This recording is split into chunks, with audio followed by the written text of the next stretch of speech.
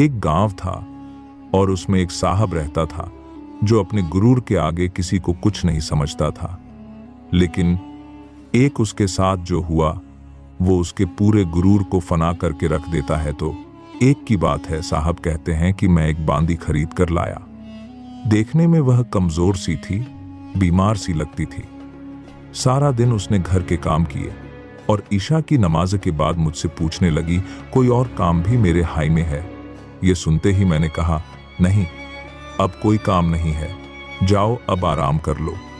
उसने वुजू किया और मुसल्ले पर आ गई और मुसल्ले पर आकर वह नफलें पढ़ने लगी। कहने लगे, मैं सो गया।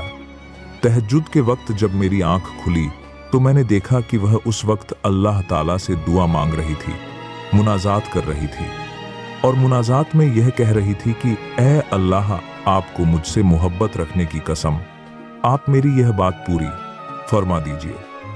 कहते हैं कि जब मैंने यह सुना कि ऐ अल्लाह, आपको मुझसे मोहब्बत रखने की कसम, तो मैंने उसको टोका और कहा, ऐ लड़की, यह न कहे कि ऐ अल्लाह, आपको जो मुझसे मोहब्बत है उस मोहब्बत रखने की कसम, बल्कि यूं कहे कि ऐ अल्लाह, मुझे आपसे मोहब्बत रखने की कसम फरमाते हैं।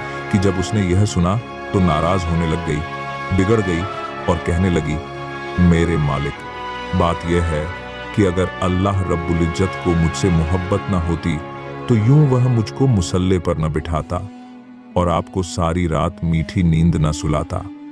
मुस्लिम लाचका और ईसाई लाचकी की मोहब्बत का अजीब वाकया, आपको जो मीठी नींद सुला दिया और मुझे मुसल्ले पर बिठाकर जगा दिया, मेरे साथ कोई ताल्लुक तो है कि मुझे जगाया हुआ है। सुबहान अल्लाह, एक वह वक्त था कि तहज्जुद के वक्त यूं अपने रब से अपने ताल्लुक के वास्ते दिया करते थे, ऐ अल्लाह, आपको मुझसे मोहब्बत रखने की कसम। वाकई अल्लाह रब्बुल इज्जत को उनसे मोहब्बत होती थी और उन लोगों को अल्लाह ताला से मोहब्बत होती थी।